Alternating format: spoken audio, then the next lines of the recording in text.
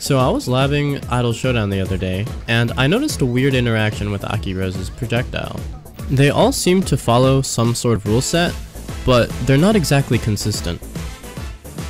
So the rules are Akirose's lasers have a travel time, and independently an inactivity window.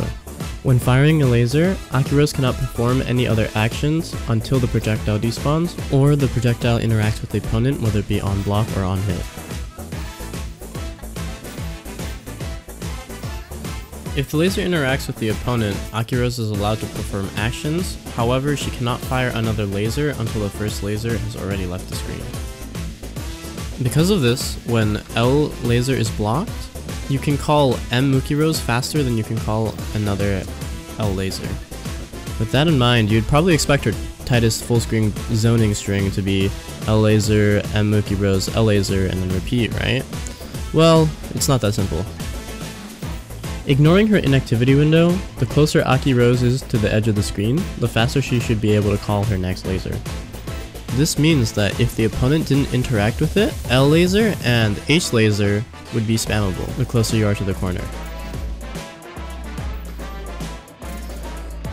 Although that information doesn't really matter since whiffing lasers is a death sentence, and if the opponent interacted with it, you'd still need to wait for the laser to completely travel off the screen.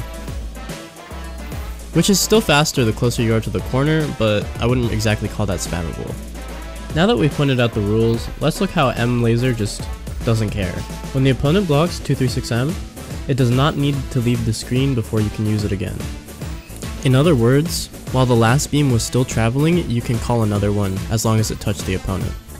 This makes it spammable both mid-screen and in the corner, and doesn't matter if it's on hit or on block. As soon as it touches the opponent, you can use another laser. And this doesn't even mean another 236M, you can also use L laser or H laser. The main downside is that 236M doesn't hit full screen, it only hits from about 2/3 of the screen. So if you're gonna use like a super tight zoning pattern, you're probably gonna have to be a little closer, which is probably fine because most characters have to run at you anyways, you're never completely full screen with Akirose, but just something to be considered. Also, since you can act so fast out of it, it could be a replacement if 214L ever gets nerfed. It's not the biggest deal in the world, but once you combine it with some other interactions that I found, it gets kind of crazy. Some moves in Idle Showdown have frames where the game's frozen so that the move can come out. They're usually saved for supers so we can watch the cool animations. However, some off-collab assists actually have super flash to them. Some examples are Kanata, Risu, and Roboko. It's not super noticeable though. There is, however, one assist that has a ton of super flash, and that is Ame's ground pound off collab. The game actually freezes as she's jumping up to the air, and resumes as she falls back down. Let me show you why that's important for the lasers. Akirose's lasers actually happen in two parts. They spawn in as little clouds, disappear, and then spawn in as beams. However, when this spawning process is interrupted by super flash, the laser will wait for the super flash to finish and then resume spawning when it ends.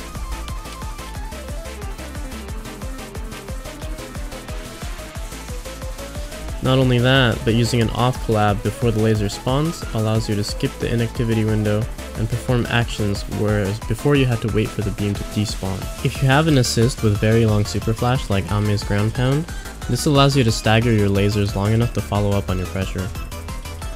If you call assist towards the end of the spawning animation, when the game resumes, the beam will follow up near instantly.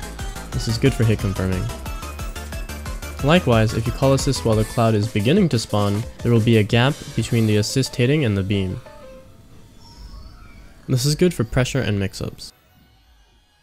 You are also able to desync 236 projectiles using this interaction. If the first beam is already spawned, calling the assist will delay the second beam, while calling assist before the second cloud spawns will fire the second beam first. You can vary up the timing a lot, so I highly recommend playing with this interaction.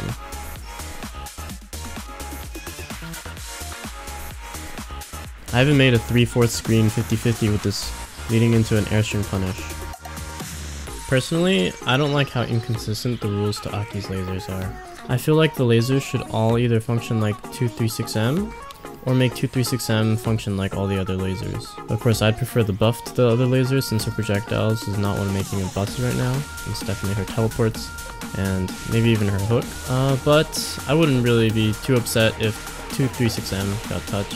However, I think the Super Flash interaction with Aki's projectile should stay since you need to spend 2 bar of meter to utilize it, and it adds some extra depth to her zoning. Not including pressure, the only safe mix-up she can really get off of it costs 3 bars. All in all, the difference between 236M and 236L are not too different. It's only about like a 3-frame difference. But when you're spamming zoning, when you're spamming projectiles, those 3 frames over and over again, you start to definitely feel those 3 frames. So that's why I'm making a whole video about it. And the Super Flash Stagger speaks for itself. That is super cool and legitimately useful. I've hit people with it in a match before. Now I'm going to show you how to do what I showed off in the start of the video.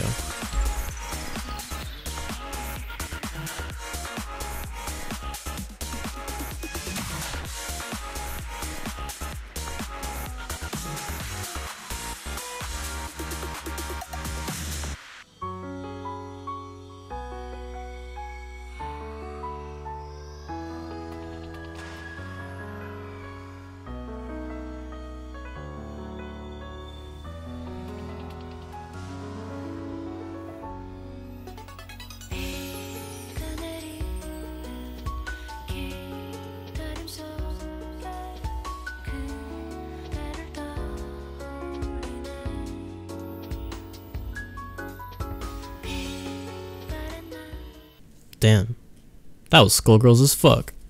And that'll be all for today's video. I hope you very much enjoyed. If you found this useful or at least interesting, please consider giving me a like and subscribe. Only 1% of my viewers is subscribed. Whatever.